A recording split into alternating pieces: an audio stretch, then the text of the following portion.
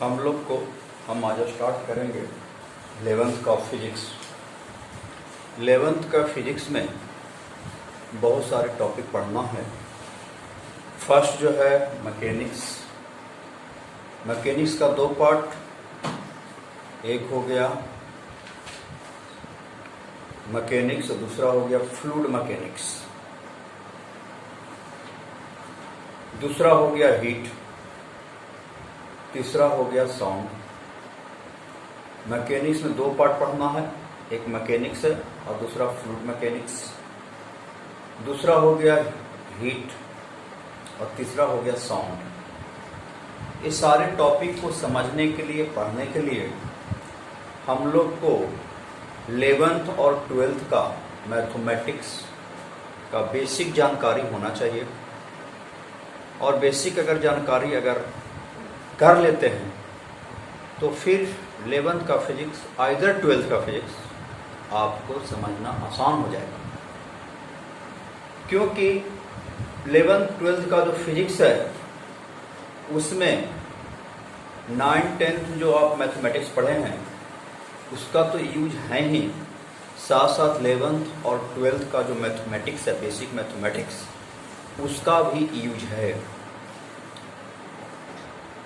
और जो बच्चे 10th पास करके आते हैं उनको जो है 11th और 12th का मैथमेटिक्स का बेसिक जानकारी नहीं रख पाता है, जिसकी वजह से फिजिक्स में आए दिन समस्या बनते चला जाता है। तो उसको समझने के लिए हम लोग जो है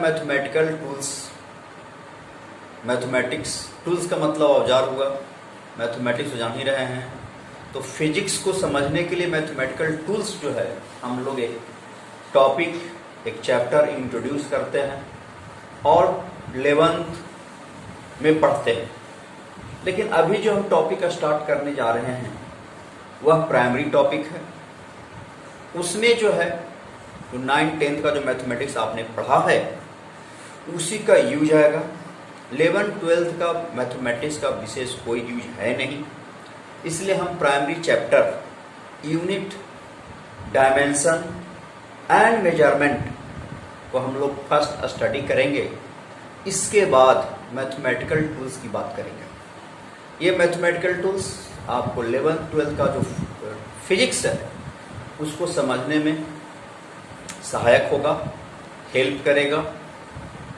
तो सबसे पहले आज हम स्टार्ट करते हैं कि फिजिक्स क्या है, आखिर फिजिक्स में किस चीज को हम लोग एक्सप्लेन करते हैं। तो सबसे पहले फिजिक्स का definition, the origin of physics from Greek word physis. तो ये फिजिक्स का जो ओरिजिन है वह ग्रीक वर्ड से हुआ है। उस ग्रीक वर्ड का नाम है फ्यूसिस। फ्यूसिस का मतलब होता है स्टडी द नेचर। नेचर को जो स्टडी करता है वही फिजिक्स है। Which means nature, which means nature. ये जो है फ्यूसिस का मतलब होता है विच मीन्स नेचर, जो नेचर को स्टडी करे वही फिजिक्स है। तो फिजिक्स का हम डेफिनेशन क्या लिख सकते हैं? फिजिक्स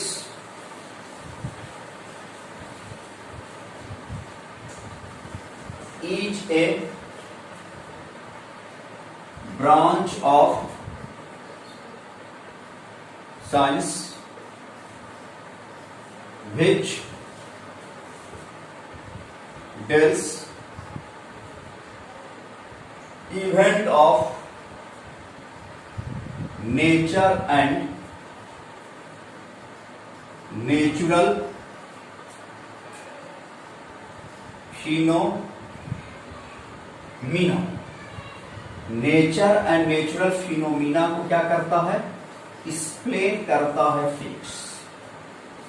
अब नेचुरल और नेचुरल फिनोमिना में हम लोग क्या क्या स्टडी करेंगे फिजिक्स के माध्यम से, तो हम कर सकते हैं according to physics we study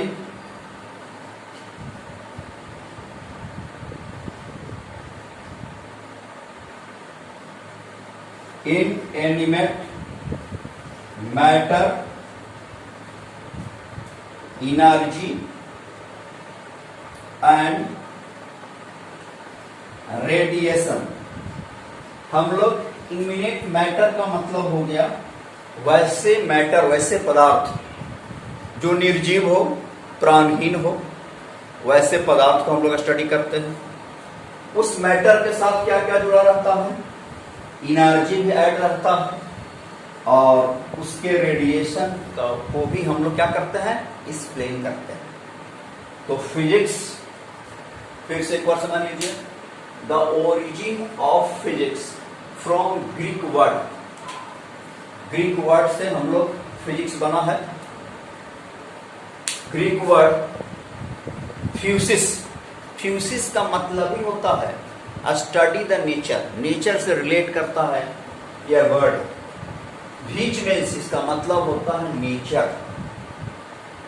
तो physics is a branch of science which deals event of nature and natural phenomena। According to physics, physics के अनुसार नेचर, नेचुरल फिनोमिना में क्या क्या स्टडी करते हैं, वी स्टडी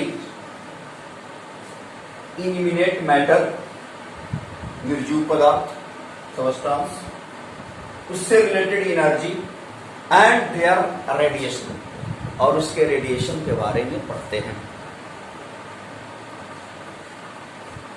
अब जो है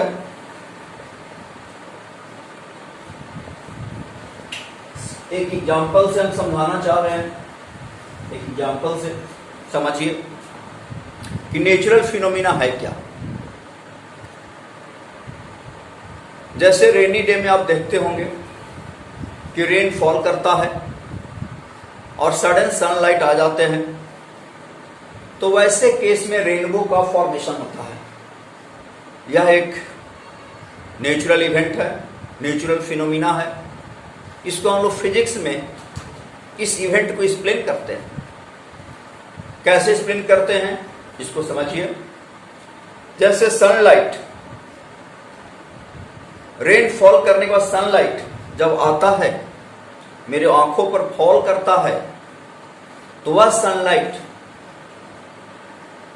एयर में प्रेजेंट वाटर मॉलिक्यूल्स है, उसको क्रॉस करते हुए मेरे आंख पर फॉल करता है। तो वाटर मॉलिक्यूल्स से क्रॉस करते हुए जब आता है, तो वाटर मॉलिक्यूल्स के साथ रिफ्रैक्शन, टोटल इंटरनल रिफ्लेक्शन और डिस्पर्सन, ये तीनों का कंबाइंड इफेक्ट हम लोग फील करते हैं रेनबो के फॉर्म में। रेनबो में 7 कलर्स होते हैं, दिखते हैं। तो यह जो नेचुरल फिनोमिना हो रहा है, उसका एक्सप्लेनेशन हम लोग कहां पढ़ते हैं, फिजिक्स में। तो बहुत सारे ऐसे नेचर में घटना घट रहा है, उसका एक्सप्लेनेशन हम लोग को फिजिक्स में मिलेगा। अब जो है फिजिक्स को स्टडी करने के लिए बहुत सारा क्वांटिटी आता है, उसको हम लोग कहते हैं physical quantity.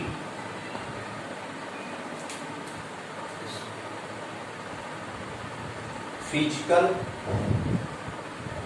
Quantity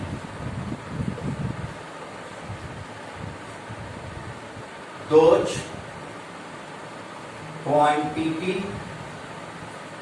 are measure is called physical quantity, those quantity are measured is called physical quantity. जिसको आप मेजर कर सकते हैं, नाप सकते हैं, तौल सकते हैं, उसको हम लोग कहते हैं फिजिकल क्वांटिटी। एग्जाम्पल के तौर पे आप समझ सकते हैं mass, length, time, power, energy, etc.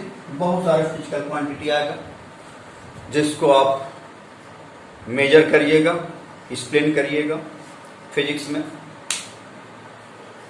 तो अगर फिजिकल क्वांटिटी को मेजर करेंगे तो उसके साथ दो टर्म एसोसिएट होगा।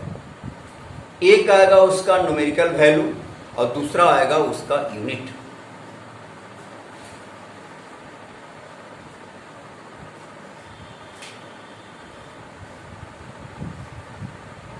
Measurement of any physical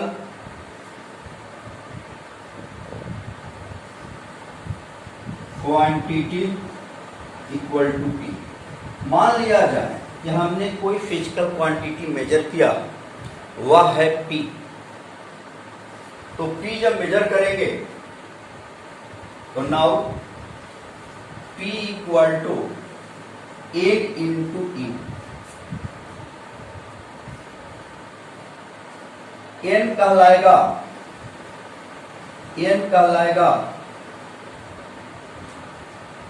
numerical value. अब ये नोमेरिकल वैल्यू डिपेंड करता है साइज ऑफ यूनिट पे। यूनिट का साइज कैसा है उस पर डिपेंड करता है फिजिकल क्वांटिटी जो मेजर कर रहे हैं उसका नोमेरिकल वैल्यू। क्लियर? जैसे एग्जांपल के तौर पर आप समझिए, एग्जांपल के तौर पे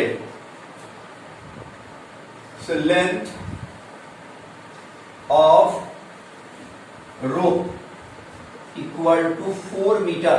मान लिया जाए 4 मीटर लंबा रस्सी लिया, उसको मेजर किया, उसका लंबाई 4 मीटर। तो 4 जो है न्यूमेरिकल वैल्यू है और m जो है उसका यूनिट है।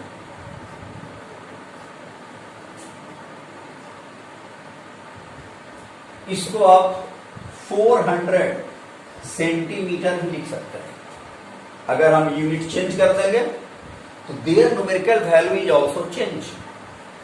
This numerical value take n1, this unit u1, this numerical value n2, this unit take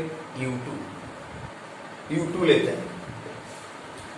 but numerical value is change because unit is change, but physical quantity is a constant. Physical quantity not a change. Physical quantity में कोई change नहीं आता। तो अब जो है this implies लिख सकते हैं n1 u1 equal to n2 u2 equal to constant। Physical quantity में कोई change नहीं आ रहा।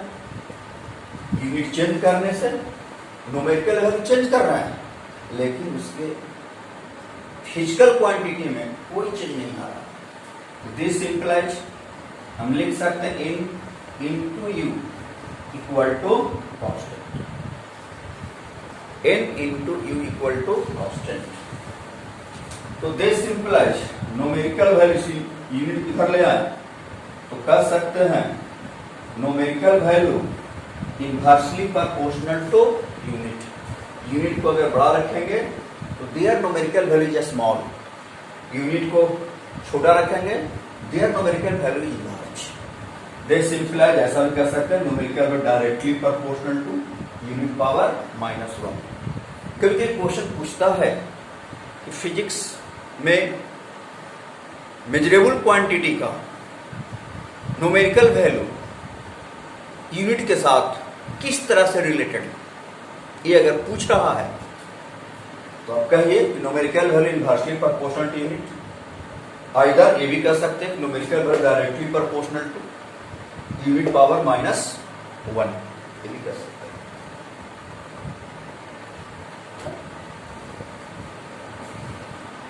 अब जो है फिजिक्स में दो तरह के फिजिकल क्वांटिटी हैं। एक को कहते हैं फंडामेंटल फिजिकल क्वांटिटी या बेस फिजिकल क्वांटिटी भी कह सकते हैं। दूसरे कहते हैं derived physical quantity. There are two types of physical quantity in physics.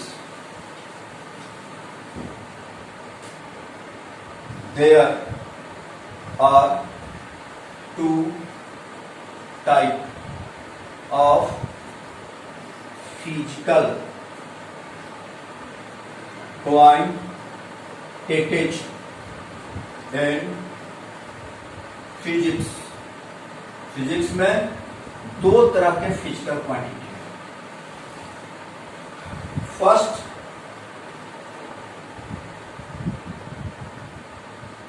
Fundamental quantities या इसको कह सकते हैं बेस क्वांटिटीज, और दूसरा हो गया ड्राइव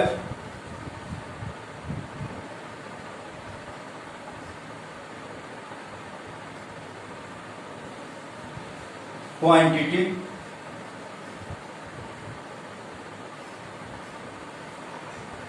क्वांटिटीज दो तरह के फंडामेंटल क्वांटिटी या फिजिकल क्वांटिटी कर सकते हैं या बेस क्वांटिटी, ड्राइव्ड क्वांटिटी। तो फर्स्ट राइट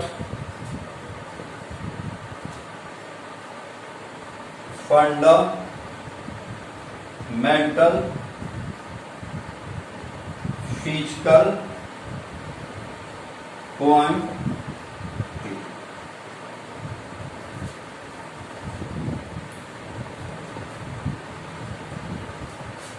अब जब फंडामेंटल फिजिकल क्वांटिटी है क्या, इसको समझ लीजिए। यहां दो तरह की क्वांटिटी है, फंडामेंटल क्वांटिटी, बेस क्वांटिटी कह सकते हैं। दूसरा derived quantity, derived physical quantity, ये भी कह सकते हैं। तो फर्स्ट फंडामेंटल फिजिकल क्वांटिटी है क्या? Those physical quantity, physical quantities are independent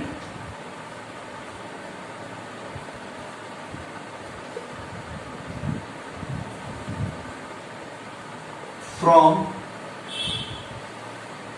another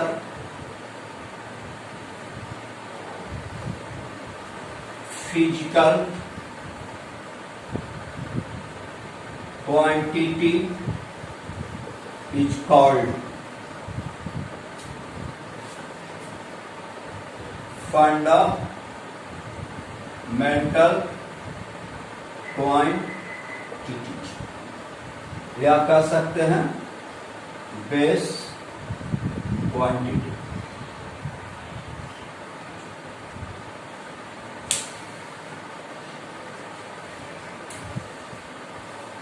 पूरे फिजिक्स में 7 फंडामेंटल क्वांटिटी हैं। There are 7 fundamental quantity in physics. There are 7 fundamental quantity in physics. There are 7 fundamental quantity in physics. Physics में 7 fundamental quantity.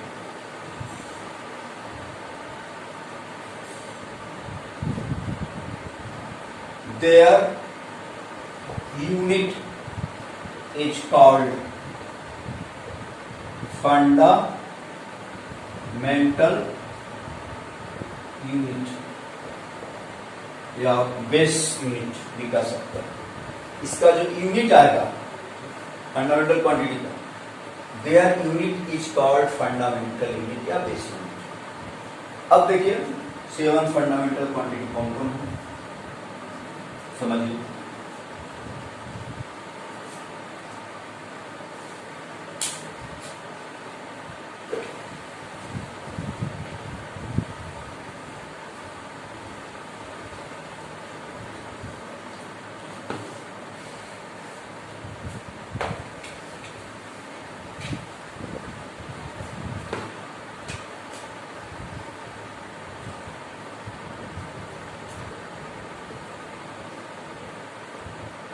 Fundamental physical quantities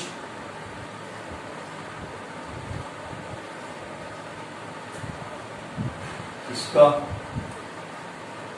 SI unit their symbol.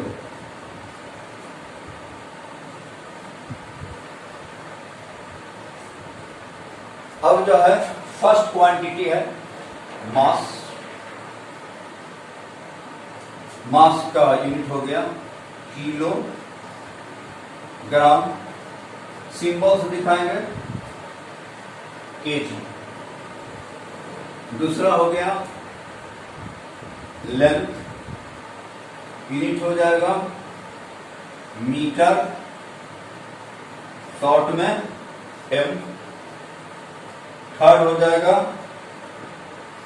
Time, SI unit